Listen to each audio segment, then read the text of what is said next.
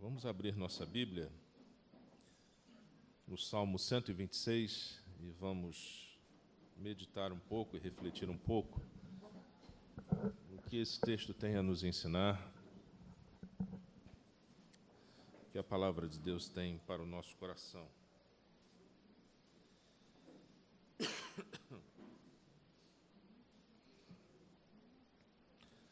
Salmo 126 é um salmo conhecido de muitos, um texto conhecido se não de todos, da maioria dos que estão aqui. Isso, vamos ler. Quando o Senhor trouxe do cativeiro os que voltaram a Sião, éramos como os que estão sonhando. Então a nossa boca se encheu de riso, a nossa língua de cânticos. E então se dizia entre as nações: grandes coisas fez o Senhor por eles. Sim, grandes coisas fez o Senhor por nós, e por isso estamos alegres. Faze regressar os nossos cativos, Senhor, como as correntes no sul. Os que semeiam em lágrimas, com cânticos de júbilo cegarão. Aquele que sai chorando, levando a semente para semear, voltará com cânticos de júbilo, trazendo consigo os seus molhos. Obrigado, Senhor, pela Tua palavra. Que o Teu Espírito Santo, ó Deus, que é aquele que sonda o nosso coração, do mais profundo do nosso ser, possa falar ao nosso coração e à nossa vida nessa noite. Que a Tua graça seja sobre nós, que o Teu amor nos envolva e que a Tua bênção seja sobre a nossa vida, Senhor, em nome de Jesus. Amém. Este salmo ele é um hino, uma oração, um cântico de alegria, de exaltação. Ele fala e expressa a alegria que o salmista tem em poder retornar para a sua terra. Depois de 70 anos de cativeiro, depois de um momento em que eles estavam sob o domínio da Babilônia e ficaram cativos durante 70 anos, agora eles retornam para a sua terra. E isso é motivo de alegria, de gozo, de satisfação, de prazer. Mas eu queria avaliar esse salmo e caminhar na disposição de uma reflexão nele, dentro dos primeiros versículos, como entendendo ele ao contrário. Ou seja, se nós lêssemos os versículos ao contrário, então, como estaria esse povo antes dessa restauração de Deus para a vida deles? Como se encontrava o povo antes, então, de Deus restaurar a eles esse estado de poder sair do cativeiro e voltar para a sua terra? De que forma eles se encontravam? De que forma eles se sentiam? De que forma eles se viam? E é interessante você poder olhar e entender de que a situação não era nada boa. A situação não era nada confortável. A situação não era nada proveitosa dentro de uma certa perspectiva. E é interessante que nós, no nosso dia a dia e na nossa história, nós vivemos situações assim. Todos nós sabemos disso. Os dias, mais do que nunca, são maus. Os dias são difíceis. Os dias são de circunstâncias adversas àquilo que nós pensamos ou até mesmo esperamos. Você pode até estar aqui essa noite e dizer assim: mas, pastor, na verdade, eu não estou vivendo nenhum momento de adversidade na minha vida. Pelo contrário, está tudo muito bom, está tudo muito bem, está tudo tranquilo, está tudo calmo. Então, você pode até, num primeiro momento, achar que essa palavra não seja muito concernente à sua vida, ao momento que você está vivendo. Mas eu quero dizer uma coisa para você. Ela pode até não ser algo preciso para você nesse momento, já que você entende que talvez esteja passando um momento bom na sua vida, sem circunstâncias difíceis, sem problemas. Mas certamente ela servirá para você para daqui a algum momento. Até porque a vida não é feita só de momentos bons. A vida ela tem momentos bons e momentos difíceis.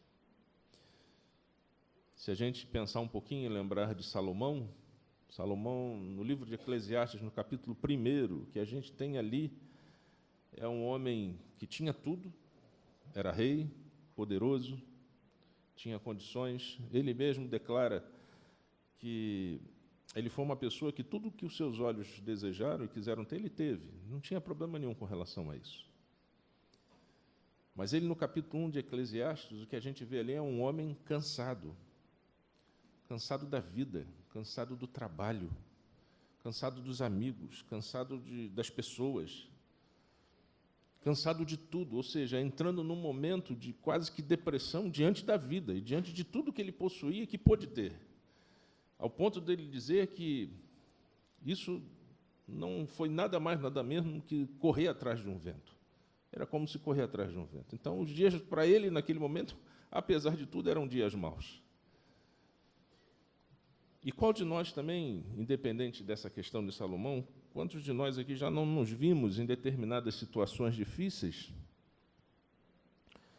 e pensamos, não falamos, porque até não temos coragem muitas vezes de falar, mas pensamos, poxa, está dando tudo errado. Estou vivendo um momento em que está dando tudo errado. E Deus está sendo ruim para mim. Quantos de nós já não pensamos isso? Ainda que não tenhamos falado, mas já não pensamos, Deus está sendo injusto comigo. Deus está sendo mal para mim. Enfim, são momentos na nossa vida que fazem parte da nossa história, são momentos que nos cercam, são circunstâncias que nos cercam. E o que a gente tem aqui é um povo que viveu situação difícil, uma situação doída. Repare bem o verso 1, quando ele diz, quando o Senhor trouxe do cativeiro os que voltaram a Sião, éramos como os que estão sonhando. Então, se nós olharmos de forma invertida, o que eu quero refletir com você essa noite, antes da restauração de Deus na vida desse povo, antes deles saírem do cativeiro e serem livres do cativeiro, eles viviam no cativeiro babilônio, eles estavam vivendo esse momento ali, e isso para eles trazia algo da seguinte forma, eles não sonhavam mais. Eles eram um povo que não estavam mais sonhando. A realidade para eles era uma realidade dura. Quem não sonha não tem esperança. Quem não tem esperança não consegue imaginar dias melhores. Eles estavam vivendo um momento da sua história onde, por mais que eles pudessem e procurassem olhar uma saída no final do túnel, mas eles viviam situações como se alguém acendesse uma vela para iluminar onde é que é a saída desse túnel, alguém vinha e apagava essa vela. Era isso que eles estavam vivendo, e foi isso que eles viveram ao longo de 70 anos desse cativeiro.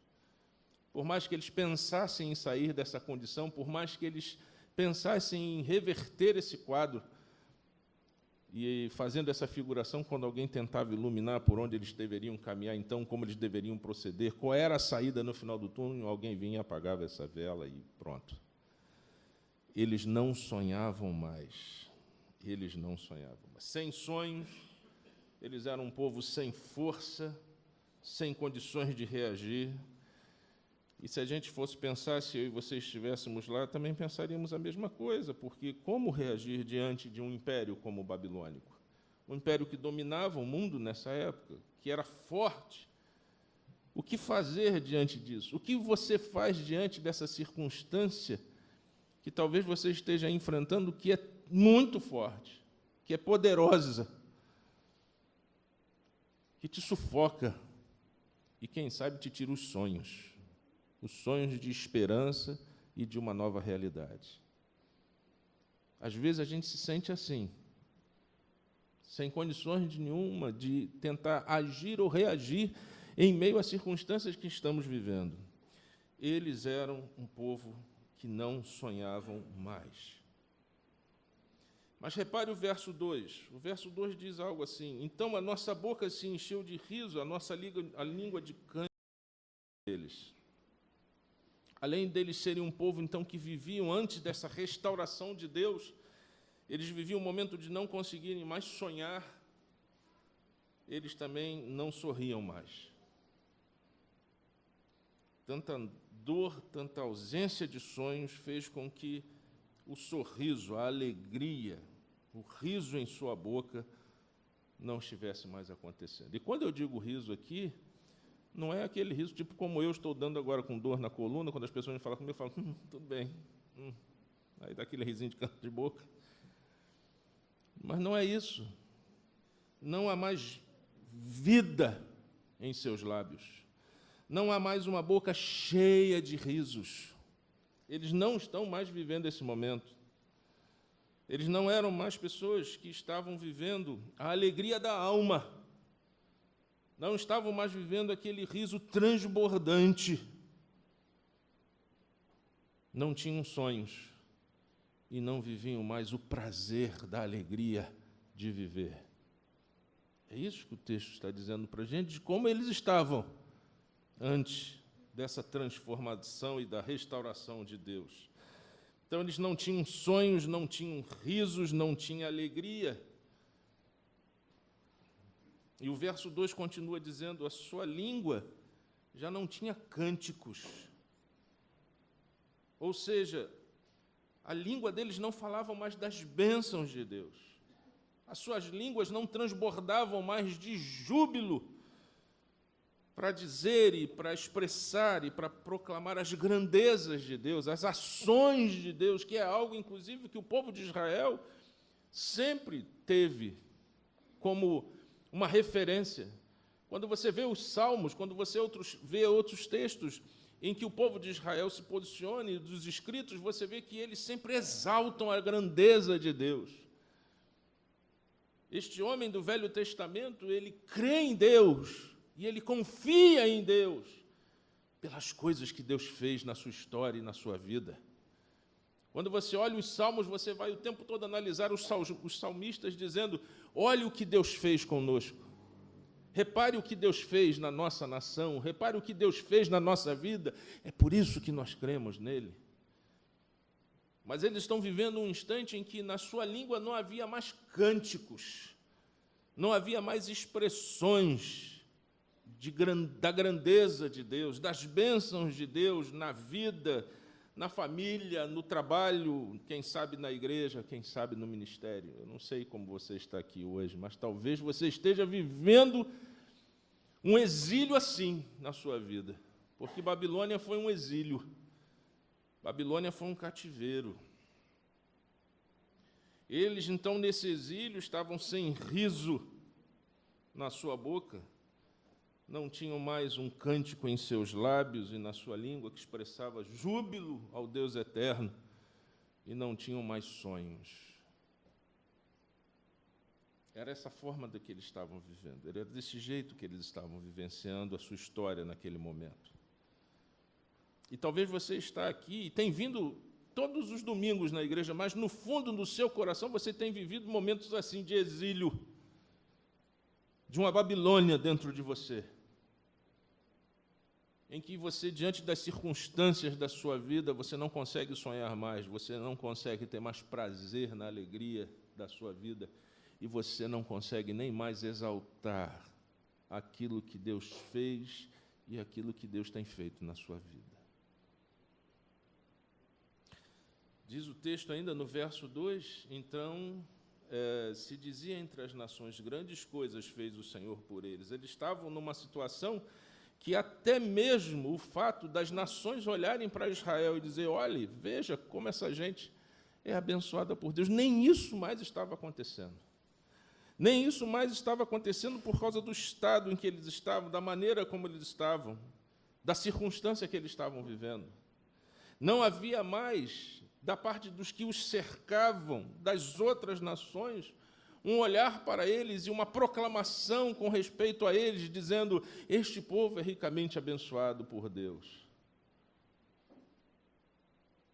Talvez você esteja vivendo um momento tão difícil, em que até mesmo as pessoas que estão ao redor de você, talvez os seus familiares, os seus amigos estejam olhando para você e dizendo, caramba, Deus abandonou esse cara. Deus não tem mais abençoado esse cara. Tal é a circunstância que você está vivendo na sua vida e no seu coração.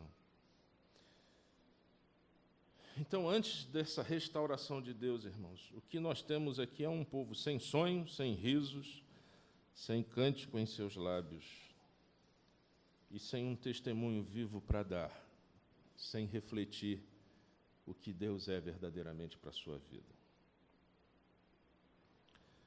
Mas quando a gente pega os versos de 4 a 5 e até o verso 6, a gente começa a ver, e temos aqui uma pequena amostra, um pouco do caminho para que haja restauração na vida desse povo, e eu entendo que também é um caminho para a nossa restauração.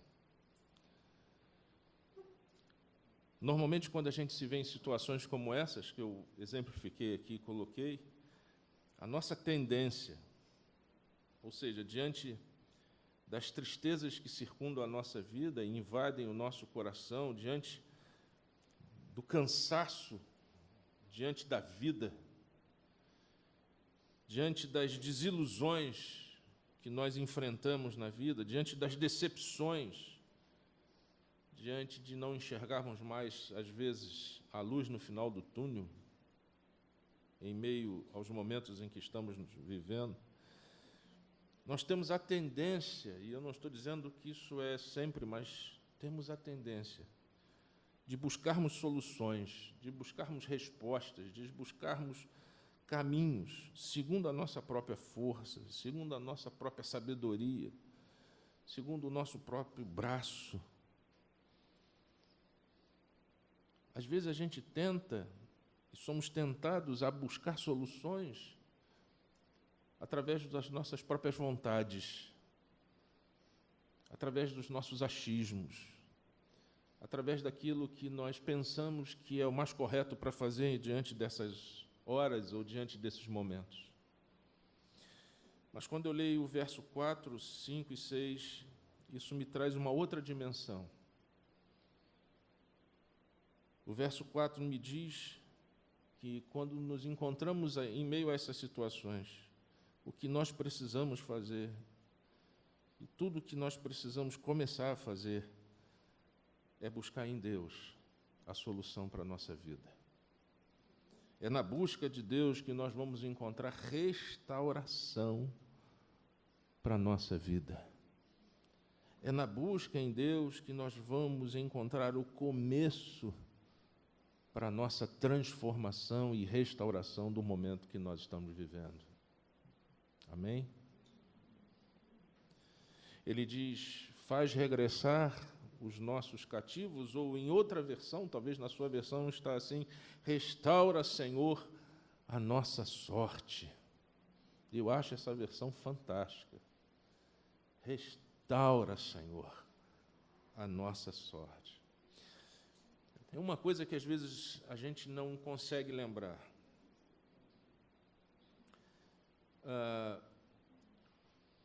Quando a gente entende que muitas vezes esses momentos na nossa vida são permissão de Deus, então nós vamos nos conscientizando que a saída para esses momentos está em Deus. E é por isso que eu preciso buscar saídas e buscar respostas e buscar a minha restauração em Deus. O começo de tudo está nele. Porque certamente o começo da situação que você está vivenciando também está nele. Por quê? Porque é ele que permitiu isso acontecer na sua vida. Nada foge ao controle de Deus. Tolos somos nós quando imaginamos que tudo que acontece na nossa vida é um tremendo de um acaso. Não. Deus está no controle de todas as coisas. O próprio cativeiro, e os irmãos sabem disso, o próprio cativeiro é permissão de Deus, é a ação de Deus sobre a vida do seu povo. Deus permitiu que esse cativeiro de 70 anos acontecesse, porque senão o povo se perderia completamente, porque senão o povo se destruiria completamente. Tal era a forma de como eles estavam, nesse caso especificamente, se esquecendo de Deus, e se separando de Deus, e ficando distante de Deus. O Senhor, então, e hoje, inclusive, na escola dominical, foi citado Abacuque. O profeta Abacuque, ele diz para o Senhor, e ele reclama com Deus, dizendo, não é possível que o Senhor não veja o seu povo com tanta iniquidade, com tanta injustiça. Será que o senhor não está vendo isso? E Deus responde a Abacuque: quem disse a você que eu não estou vendo? Quem disse a você que eu não sei o que está acontecendo? Eu sei o que está acontecendo e já providenciei solução para isso. Aí Abacuque: sabia, o senhor é sempre perfeito em todas as suas coisas. O que o senhor vai fazer? E Deus fala: eu providenciei uma nação para gerar juízo sobre o meu povo. Quem é? Nação da Babilônia. Abacuque fica enlouquecido. Mas como? O Senhor vai levantar um mais injusto para promover justiça sobre o seu povo? E Deus falou para Abacuque: o que você pensa que você é? Quem você pensa que eu sou? Eu sou o Senhor sobre todas as coisas. E Abacuque escreve, então, lá no finalzinho: já entendi, o Senhor é soberano sobre todas as coisas, o Senhor é o Deus da história, o Senhor é quem cuida do seu povo. E aí ele escreve aquele texto fantástico: ainda que a figueira não floresça, ainda que não haja gado no curral, ainda que a oliveira minta, ainda que tudo dê errado, eu continuo o quê? Crendo no Senhor Deus da minha vida, porque Ele é o Senhor sobre todas as coisas. E o cativeiro babilônico é prova disso. Cuidado de Deus, foi Deus quem permitiu. Jeremias recebe uma palavra de Deus para escrever uma carta a esse povo que está no cativeiro. E o Senhor diz para Jeremias: escreve essa carta e manda para o povo que está lá, meu filho. E a carta diz mais ou menos assim: vocês estão aí porque fui eu que coloquei vocês aí. E isso tem um tempo. Quando chegar a 70 anos, isso vai findar. Portanto, enquanto vocês estiverem aí, casem-se, deem-se em casamentos, vivam a vida, construam, trabalhem, orem pela cidade. E quando chegarem para vocês e disserem: o Deus de vocês abandonaram vocês, cadê o Deus de vocês? O Deus de vocês não quer mais saber de vocês. Quando chegarem para vocês e falarem essas coisas, não deem ouvidos. Porque eu, o Senhor, sei os pensamentos que tenho a respeito de vocês. Sou eu que cuido de vocês. Sou eu exatamente que sei o que penso a respeito de vocês. Então, meus irmãos, isto é fantástico, porque quando eu consigo perceber que Deus é aquele que é Senhor e soberano sobre todas as coisas, e que talvez esse momento de exílio na minha vida, esse momento de Babilônia que eu estou vivendo na minha vida, foi permissão de Deus, então eu entendo que a saída, que a restauração desse momento só pode estar em Deus, só pode estar nele. Amém?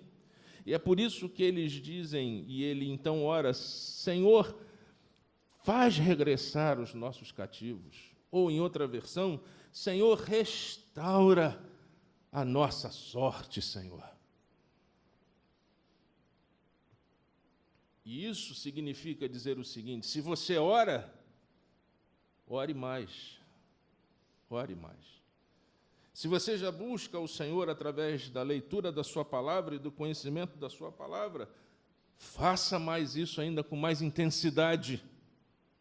Coloque-se sempre na postura daquele que entende que a rendição ao Senhor e a humilhação ao Senhor e a dedicação ao Senhor é a melhor forma de nós nos colocarmos diante dele e dizer: Senhor, restaura a nossa sorte, restaura, Senhor, a minha vida.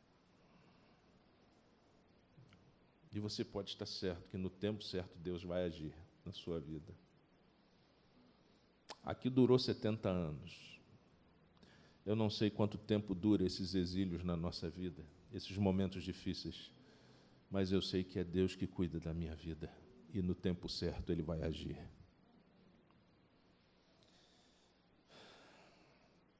Ele diz aqui no verso 4 também: faz regressar os nossos cativos, Senhor, como as correntes no sul. Em outras versões você pode ter aí como as correntes do deserto, ou, quem sabe, as correntes no Negueb.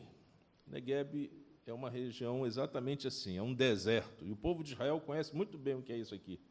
Que região é essa? Pensa num lugar seco, multiplica isso por 10. Negueb é 100 vezes mais do que isso que você pensou. É um terreno árido. Mas olha a oração que eles fazem, então, para que a gente possa e entender como o povo conseguiu ter essa visão de que é no Senhor que a gente consegue a nossa restauração. Quando ele fala, Senhor, traz de volta o teu povo, como o Senhor faz com as correntes do Negueb, como as correntes que vêm e invadem esse deserto. O que ele está dizendo é, Senhor, nós estamos secos como um deserto, como um Negueb. Mas assim como quando o Senhor manda a chuva e os rios ficam caudalosos, se enchem, e vem com violência e enche este deserto, e enche o Negueb, e traz vida ao Negueb. Faz assim, Senhor, conosco. Faz assim comigo. É como se eles estivessem dizendo, Senhor, eu estou seco como este deserto, mas manda então essa chuva e traz vida e restaura a minha vida, restaura os meus sonhos, restaura o meu riso, restaura o meu cântico. Porque se depender de mim agora, eu não produzo vida nem para mim mesmo, muito menos para os outros que estão perto de mim. Eu estou seco, mas traz água e chove, Senhor, sobre a minha vida, e rega a minha vida, ou melhor, Senhor, encharca a minha vida e o meu coração, como o Senhor faz com aquele deserto, quando o Senhor manda chuva para aquele lugar. E eu tenho certeza, irmãos, que no tempo certo Deus vai fazer a chuva cair, e o deserto da nossa vida vai florescer. Isso parece tão difícil da gente entender isso em meio a essa circunstância, em meio a este momento. Mas quando a gente entende que é em Deus que nós podemos encontrar, não é nas nossas próprias forças, nem na própria sabedoria nossa, mas é em Deus que a gente consegue encontrar para a nossa vida essa transformação, essa restauração, a gente crê e sabe que Deus vai mandar a chuva e vai molhar essa terra seca do nosso coração e vai produzir vida. E tem uma coisa que eu acho também interessantíssima nesse texto, ele diz, os que semeiam em lágrimas com cânticos de júbilo cegarão, aquele que sai chorando voltará com cânticos de júbilo, trazendo consigo os seus molhos. Às vezes, em meio a esses nossos exílios, em meio a esse nosso deserto, em meio a essa nossa Babilônia, esse nosso cativeiro, a gente pensa, vou usar aqui um termo popular, em chutar o balde. Quantas vezes, diante das circunstâncias difíceis que você tem enfrentado, você pensa em chutar o balde? E quando eu digo chutar o balde, é isso mesmo, é largar tudo, é largar ministério, é largar... se for possível, de repente, largar até o Senhor. Tal é a sua insatisfação, tal é a sua dor, tal é o teu sofrimento, tal é a circunstância pesada e difícil que envolve a tua vida. Mas esse texto diz para a gente que nós precisamos aprender que a nossa restauração está em Deus. E de que nós precisamos pedir a Ele que Ele regue a nossa vida e o nosso coração, porque Ele agora está como um deserto. Mas nós sabemos que Ele pode trazer vida, fazendo chover na nossa vida, fazendo chover no nosso coração. E mais do que isso, é nesse momento que nós precisamos mais, mesmo diante desse exílio, mesmo derramando lágrimas, nós temos que semear. Ou seja, nós temos que manter a nossa postura de quem tem uma marca de Deus na sua vida, de quem um dia se encontrou com este Deus poderoso e foi marcado profundamente, e não pode, não consegue, por mais que queira tirar essa marca de Deus na sua vida, porque quando nós somos marcados por toda a eternidade e para toda a eternidade. Então a gente precisa continuar vivendo, porque era isso que eles estavam. Eles estavam no exílio, mas estavam vivos. E eles precisavam, mesmo diante deste choro, desta lágrima, dessa dor, mesmo diante desse momento tão difícil da sua vida, eles precisavam se manter semeando, pregando, evangelizando, testemunhando, vivendo o evangelho de Jesus. Mesmo com choro, pastor? Mesmo com choro. Porque o choro faz parte da nossa humanidade. Chorar não é feio, não. Não estou dizendo que ninguém tem que chorar. Até porque o texto diz, aqueles que semeiam chorando, ninguém deixou de chorar, mas continuaram semeando. E é isso mesmo que nós temos que fazer, mesmo com o choro, porque choro faz parte da nossa humanidade. Lembra de Jesus? Jesus chorou. Jesus chorou pela cidade, Jesus chorou pelo seu amigo que tinha falecido. Jesus, no Getsemane, ele entrou em aflição, porque a morte estava chegando cada vez mais perto. Mas no Getsemane, mesmo diante da dor, mesmo diante do choro, Jesus não deixou de semear a nossa redenção. Aleluia. Ele foi o maior exemplo para a nossa vida nesse sentido. Então, meu irmão, a restauração de Deus para a nossa vida, para esse nosso exílio, para essa nossa Babilônia, para esse nosso cativeiro, para essa circunstância que nós estamos vivenciando é, em primeiro lugar, entendermos que é em Deus que está a nossa saída. É em Deus que está a solução dessa situação. Segundo, é para Ele que eu preciso me humilhar e dizer, Senhor, eu estou como uma terra seca e eu preciso que o Senhor encharque a minha vida, o meu coração. E é mesmo diante dessa lágrima, dessa dor, continuar mantendo essa nossa posição de saber em quem nós temos crido. Amém? E olha só que coisa interessante que o texto diz, porque eles choram, semeiam, e no final de tudo, o que eles fazem? Sentam na beira do caminho e continuam chorando mais? Não. O que o texto diz para mim e para você? O verso 6. Eles saem chorando, levam as sementes para semear, mas voltam com o quê? Com cânticos de júbilo, diz a minha versão, e trazem consigo os seus molhos, ou trazem consigo os seus feixes, de acordo com a tradição ou versão que você tem. Então, há uma promessa de Deus para a nossa vida, porque Deus sempre permanece fiel para conosco e para com o seu povo, acima de tudo. O Senhor sempre permanece fiel a você, e é por isso, meu irmão, que eu, mesmo chorando, mesmo em meio a essa circunstância, eu caminho semeando, dizendo, eu sei que o meu Redentor vive. Eu sei que Ele é fiel. E eu sei que agora eu estou plantando, mesmo em meio ao choro, mesmo em meio a esse exílio, mesmo em meio a essa situação difícil, mas lá na frente eu vou colher os frutos da vitória, da restauração de Deus na minha vida, da restauração de Deus diante dessa situação, da restauração de Deus diante desse problema. E isso é fantástico para nós. E eu queria que você lesse agora o texto, porque esse texto é exatamente daqueles que já passaram por esse problema e agora estão vivendo a restauração de Deus. Então é por isso que eles dizem, quando o Senhor trouxe do cativeiro os que voltaram a Sião, éramos como os que estávamos sonhando. A nossa boca se encheu de riso, a nossa língua de cânticos. E então se diziam entre as nações, grandes coisas fez o Senhor por eles. Sim, grandes coisas fez o Senhor por nós. E é por isso que nós estamos alegres. Amém? Esse é o cântico que nos espera ali na frente, meus irmãos. Esse é o cântico, essa é a verdade que nos espera depois de 70 anos de cativeiro. Esse é o texto que está preparado para nós depois que passar essa circunstância na sua vida. Amém? A dor ficou para trás. As feridas foram cicatrizadas.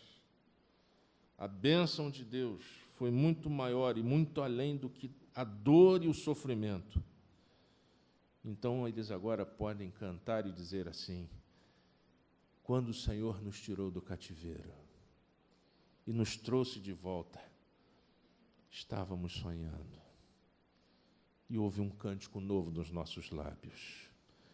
E houve um riso novo em nossa boca. Aleluia! São novos sonhos que Deus tem para nós. São novas alegrias que Deus tem para o nosso coração. E tudo isso é baseado na esperança que temos desse Deus fiel que cumpre a sua promessa para com a nossa vida e faz essas promessas se tornarem realidade na nossa vida. E quando esse momento vem sobre nós, é como o rio que enche o Neguebe. Aleluia! É como a chuva que encharca a terra seca. Então, a paz no nosso coração, a nossa face muda. Há risos, a felicidade, a proclamação das bênçãos de Deus na nossa vida, mais do que nunca. O Senhor quer restaurar a nossa sorte. O Senhor quer restaurar a sua vida. O Senhor quer restaurar o seu ânimo esta noite. O Senhor quer restaurar a sua alegria. O Senhor quer restaurar o teu coração. Talvez o que você esteja vivendo é um exílio, no sentido de que você não tem mais buscado a Deus na sua vida como deveria buscá-lo. Talvez você esteja vivendo um exílio de forma porque você tem colocado Deus distante da sua vida. Você tem procurado agir da sua vida da forma como você acha, como você procura decidir, e não tem permitido que Ele seja verdadeiramente o Senhor da sua vida. Reina hoje entre nós, reina hoje no nosso coração. Às vezes a gente canta isso, mas na hora de botar isso em prática, a gente diz, não, o Senhor reina lá na igreja, que aqui na minha vida, nesse momento, quem reina sou eu que decido. E você tem vivido um exílio, longe de Deus, longe da sua verdadeira identidade. Exílio para o povo de Israel significa não ter mais identidade como nação, não ter mais a terra, ser descaracterizado. E é isso que acontece conosco, quando nós nos afastamos de Deus e colocamos Deus à parte da nossa vida. Nós não temos mais a verdadeira identidade que devemos ter. Mas essa noite a gente precisa se voltar para o Senhor e dizer, Senhor, restaura a minha sorte, restaura o meu coração, restaura a minha vida, e me faz ter um cântico novo, e me faz sonhar de novo os teus sonhos, Senhor, e me faz ter a alegria de viver.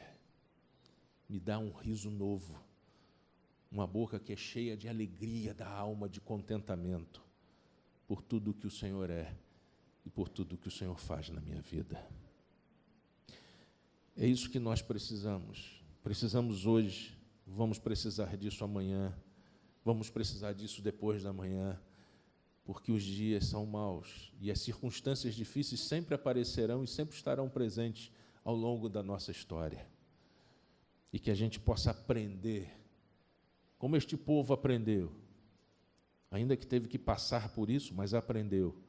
Como é bom, como é importante quando a gente tem o Senhor como aquele que nos livra e restaura a nossa vida. Feche os seus olhos, curve a sua cabeça. E nós precisamos pensar nisso, irmãos, mais do que nunca. Que a nossa relação com Deus precisa ser essa relação de intimidade. Esta relação onde nós entendemos verdadeiramente o que o Senhor é e o que Ele está fazendo na nossa vida e por que Ele está permitindo determinadas coisas. Às vezes a gente não entende. O choro às vezes transmite exatamente o fato que a gente não está entendendo absolutamente nada, mas é em meio a esse choro que nós precisamos continuar dizendo, eu sei em quem tenho crido. Eu sei em quem tenho crido. Eu devo continuar semeando, porque lá na frente eu vou colher os meus feixes, eu vou colher as minhas espigas, eu vou desfrutar da alegria que todo agricultor tem quando planta a sua semente. É quando ele chega lá na frente e colhe o resultado desse plantio. Então nós precisamos disso para a nossa vida.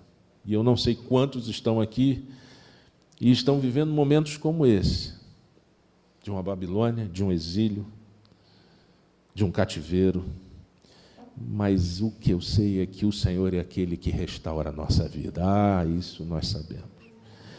E você, no fundo do seu coração, você também sabe disso. Porque, como eu falei, aqueles que têm uma marca no seu coração, a marca que foi colocada do sangue de Jesus, porque um dia teve um encontro profundo e verdadeiro com Ele, sabe quem Ele é. E como eu disse aqui na explanação dessa reflexão, sabe o quanto Ele é fiel para com você, para conosco, para com a nossa vida.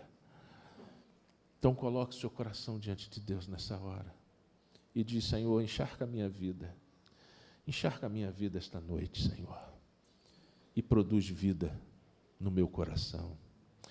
Senhor, nós estamos diante da Tua presença, porque não há nada que nós possamos fazer por nós mesmos, ó Deus, diante de situações, às vezes, tão adversas, de situações tão difíceis, Senhor, que nos afligem, que vêm a nós, que nos circundam, que afetam a nossa vida.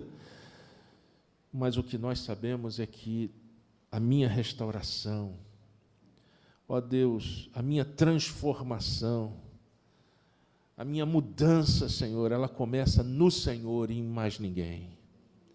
É no Senhor que eu encontro a saída, é no Senhor que eu encontro a direção, é no Senhor que eu encontro a satisfação, é no Senhor que eu encontro a renovação da esperança, é no Senhor que eu encontro, Senhor, ó Deus, a firmeza para poder continuar caminhando, é no Senhor que eu encontro a luz para os meus caminhos, é no Senhor que começa a minha transformação, Senhor. E é por isso que nós nos posicionamos diante de Ti nesta noite, pedindo a Deus que o Senhor regue a nossa vida, que o Senhor encharque o deserto da nossa vida, porque nesse momento, diante dessas circunstâncias, nós estamos secos como um deserto, ó Deus, sofridos, doídos, sem sonhos, mas o Senhor pode restaurar tudo isso na nossa vida. Que o Senhor derrame dessas águas que vêm do trono da graça, do trono do Todo-Poderoso sobre nós, e encharque a nossa vida esta noite, o nosso coração, e saiamos daqui esta noite, Senhor, mesmo muitas vezes ainda diante do choro, mas que saiamos daqui semeando, porque sabemos que o Senhor nos dará um novo riso, um novo cântico e novos sonhos para a nossa vida. Bendito seja o Teu nome, Senhor, pelo Teu amor para conosco. Bendito seja o Teu nome pela Tua graça. Bendito seja o Teu nome pelo Teu cuidado para com a nossa vida o tempo todo.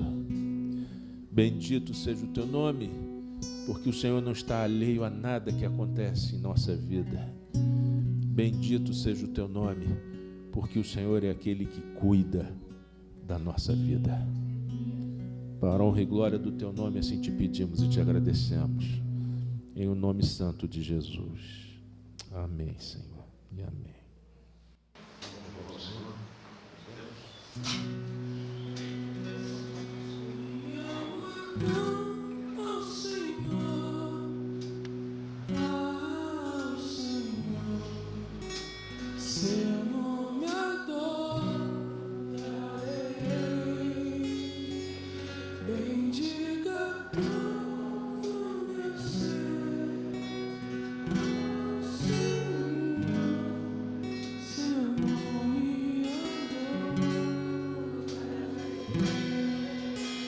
Colocar de pé nessa noite.